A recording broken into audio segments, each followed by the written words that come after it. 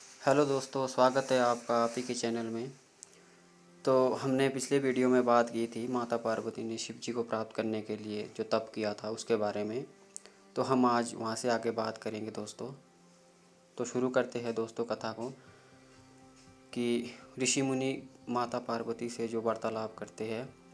तो ऋषि मुनि कहते हैं कि आप माया हैं और शिव जी भगवान हैं। आप दोनों समस्त जगत के माता पिता हैं।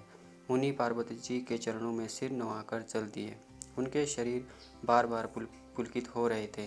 मुनियों ने जाकर हिमवान को पार्वती के पास भेजा और वे विनती करके उनको घर ले आए।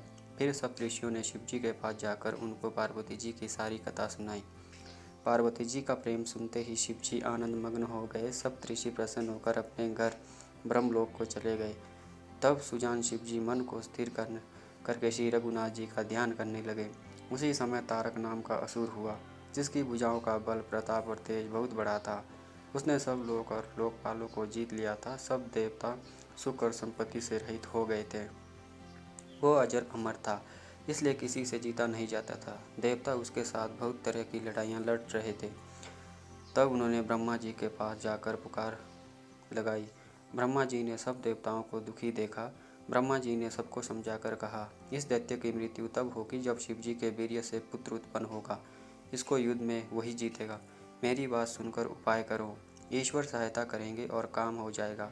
सती जी ने जो दक्ष के यज्ञ में देह का त्याग किया था, उन्होंने अब हिमाचल के घर में जाकर जन्म लिया है। उन्होंने शिव जी को पति बनाने के लिए तप किया है। इधर शिव जी सब छोड़ छाड़ कर समाधि लगा बैठे हैं।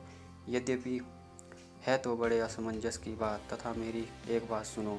तुम जाकर कामदेव को शिव जी के पास भेजो। वह शिव जी के मन में क्षोभ उत्पन्न करे, उनकी समाधि भंग करे। तब हम जाकर शिव जी के चरणों में सिर रख देंगे और जबरदस्ती उन्हें राजी करके विवाह करा देंगे। इस प्रकार से भले ही देवताओं का हित हो। सबने कहा, यह सम्मति बहुत अच्छी है। फिर देवताओं ने बड़े प्रेम से स्तुति की। तब विषम 5 बाण धारण करने वाला और मछली के चिन्ह युक्त ध्वजा वाला कामदेव प्रकट हुआ।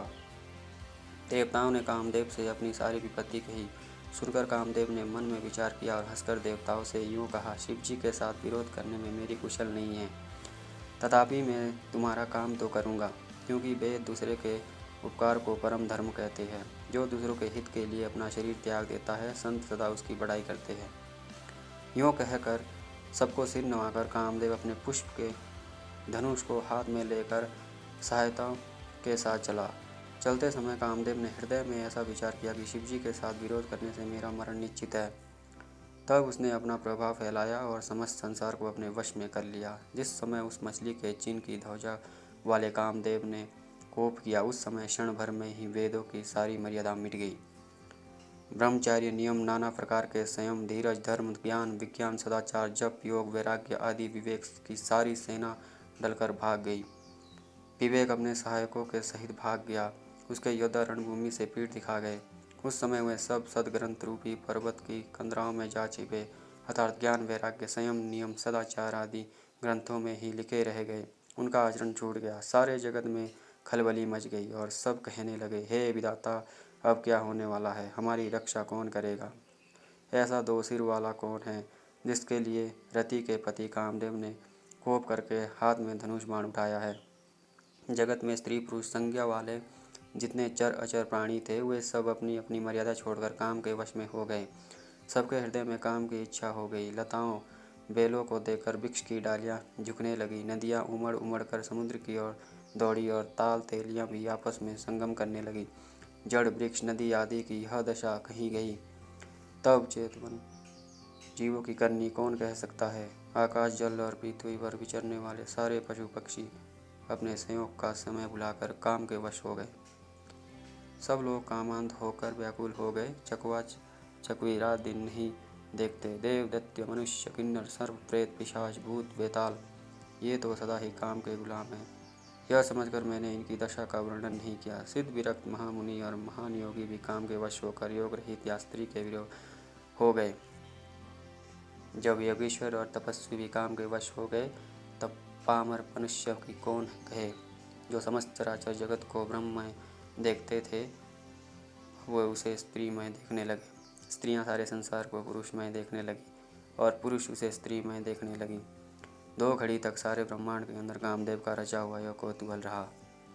किसी ने नहीं हृदय में धैर्य नहीं धारण किया। कामदेव ने सबके मन को हर लिया। श्री रघुनाथ जी जिनकी रक्षा की, केवल वही उस समय बचे रहे। 2 घड़ी तक ऐसा तमाशा हुआ। जब तक कामदेव ने शिवजी के पास पहुंच गए। शिवजी को देखकर कामदेव डर गए तथा सारा संसार फिर जैसा का तैसा स्थिर हो गया। तुरंत ही सब जीव जैसे ही सुखी हो गए, जैसे मत वाले लोग मद उतार जाने पर सुखी होते हैं। दुर्धर्ष जिनको पराजित करने वाला अत्यंत ही कठिन है, और दुर्गम जिनका पार पाना कठिन है। भगवान संपूर्ण ऐश्वर्य, धर्म, यश, श्री, ज्ञान और वैराग्य रूप 6 ईश्वरीय गुणों से युक्त रुद्र महाभयंकर शिवजी को देखकर कामदेव भयभीत हो गए। लौट जाने में लज्जा मालूम होती और करते हुए बनता नहीं। आखिर मन में मरने की निश्चय करके उसने उपाय रचा। तुरंत ही सुंदर ऋतुराज वसंत को प्रकट किया। फूल हुए नए नए वृक्षों की कतारें सुशोभित हो गई। वन, उपवन, बावली, तालाब और सब दिशाओं के विभाग परम सुंदर हो गए। जहाँ तहाँ मानो प्रेम उमड़ रहा है। इसे देखकर मरे मानो मैं भी कामदेव जाग उठा। मरे हुए मन में भी कामदेव जागने लगा। वन की सुंदरता कहीं नहीं जा सकती। काम रूपी अग्नि का सच्चा मित्र शीतल मंद सुगंध पावन चलने लगा। सरोवर में अनेकों कमल खिल गए, जिन पर सुंदर भंवरों के समूह गुंजार करने लगे। राजहंस, कोयल और तोते रसीली बोली बोलने लगे। अप्सराएं गा गा कर नाचने लगी। कामदेव अपनी सेना समेत करोड़ों प्रकार की सब कलाएं उपाय करके हार गया, पर शिवजी की अचल समाधि न टिकी। तब कामदेव क्रोधित हो उठा। आम के वृक्ष की एक सुंदर डाली देखकर मन में क्रोध से भरा हुआ कामदेव उस पर चढ़ गया। उसने पुष्प धनुष पर अपने 5 बाण चढ़ाए और अत्यंत क्रोध से लक्ष्य की ओर तान कर उन्हें कान तक तान लिया। कामदेव ने तीक्ष्ण 5 बाण छोड़े जो शिवजी के हृदय में लगे। तब उनकी समाधि टूट गई और वे जाग गए। ईश्वर शिवजी के मन में बहुत क्षोभ हुआ। उन्होंने आंखें खोलकर सब ओर देखा। जब आम के पत्तों के पीछे छुपे कामदेव को देखा तो उन्हें बड़ा क्रोध हुआ, जिससे तीनों लोग कांप उठे। तब शिवजी ने तीसरा नेत्र खोला। उनको देखते ही कामदेव जलकर भस्म हो गया। जगत में बड़ा हाहाकार मच गया। देवता डर गए, दैत्य सुखी हुए, भोगी लोग काम सुख को याद करके चिंता करने लगे और साधक योगी निष्कंटक हो गए। कामदेव की स्त्री रति अपने पति की यह दशा सुनते ही मूर्छित हो गई। रोती चिल्लाती और भांति भांति की करुणा करती हुई वह शिवजी के पास गई। अत्यंत प्रेम के साथ अनेकों प्रकार से विनती करके हाथ जोड़कर सामने खड़ी हो गई। शीघ्र प्रसन्न होने वाले कृपालु शिवजी अबला सहायता स्त्री को देखकर सुंदर उसकी सांत्वना देने लगे। वचन बोले, हे रति, अब से तेरे स्वामी का नाम अनंग होगा। वो बिना ही शरीर के सबको व्यापेगा। अब तू अपने पति के मिलने की बात सुन। जब पृथ्वी के बड़े भारी भार को उतारने के लिए यदुवंश में श्री कृष्ण का अवतार होगा, तब तेरा पति उनके पुत्र प्रद्युम्न के रूप में उत्पन्न होगा। मेरा यह वचन अन्यथा नहीं होगा। शिवजी के वचन सुनकर रति चली गई। अब दूसरी कथा बखानकर विस्तार से कहता हूँ। ब्रह्मादि देवताओं ने ये सब समाचार सुने तो वे वैकुंठ को चले।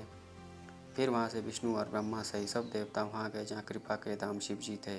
उन सब ने शिवजी की अलग अलग स्तुति की। तब शशिभूषण शिवजी प्रसन्न हो गए। कृपा के समुद्र शिवजी बोले, हे देवताओं, कहिए आप किस लिए आए हैं। ब्रह्मा जी ने कहा, हे प्रभु, आप अंतर्यामी हैं, तथापि हे स्वामी, भक्तिवश मैं आपसे विनती करता हूँ।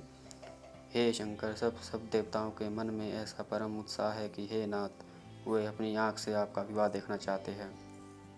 हे कामदेव के मत को चूर करने वाले, आप ऐसा कुछ कहिए जिससे सब लोग इस उत्सव को नेत्र भर कर देखें। हे कृपा के सागर, कामदेव को भस्म करके आपने रति को जो वरदान दिया है, बहुत ही अच्छा किया। हे नाथ श्रेष्ठ, स्वामियों का यह सहज स्वभाव ही है कि वह पहले दंड देकर फिर कृपा किया करते हैं। पार्वती ने अपार तप किया है, अब उन्हें अंगीकार कीजिए।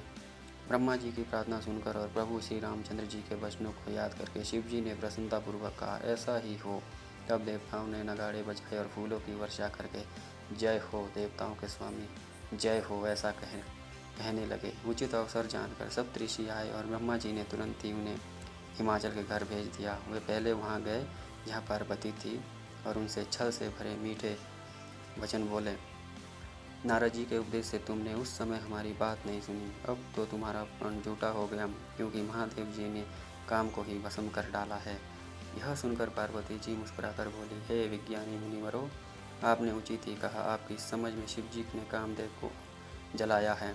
अब तक वे विकार युक्त ही रहे, किंतु हमारी समझ से तो शिव जी सदा ही योगी, अजन्मे, अनिज्ञ, काम रहित और भोगहीन है। और यदि मैंने शिव जी को ऐसा समझकर ही मन, वचन और कर्म से प्रेम सहित उनकी सेवा की है, तो हे मुनीश्वरों सुनिए, वे कृपा निदान भगवान मेरी प्रतिज्ञा को सत्य करेंगे।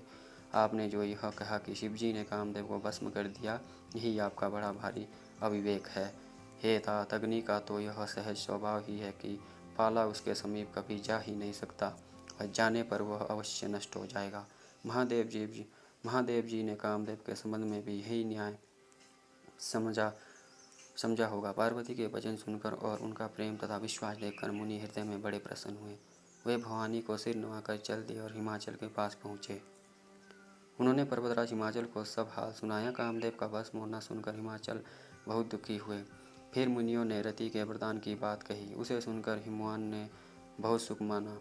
शिवजी के प्रभाव को मन में विचार कर हिमाचल ने श्रेष्ठ मुनियों को आदरपूर्वक बुला लिया और उनसे शुभ दिन, शुभ नक्षत्र और शुभ घड़ी शोधवा कर वेद की विधि के अनुसार शीघ्र ही लग्न निश्चय कराकर लिखवा दिया। फिर हिमाचल ने वह लग्न पत्रिका सब ऋषियों को दे दी और चरण पकड़कर उनकी विनती की।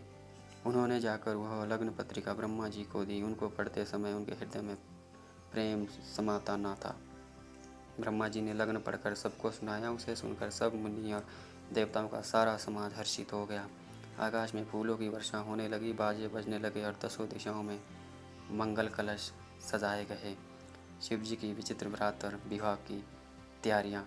तो दोस्तों, इसके बारे में हम अगले वीडियो में बात करेंगे। तो आशा करता हूँ कि आपको बहुत अच्छी वीडियो लगी हो। तो प्लीज़ सब्सक्राइब एंड कमेंट करना ना भूलें।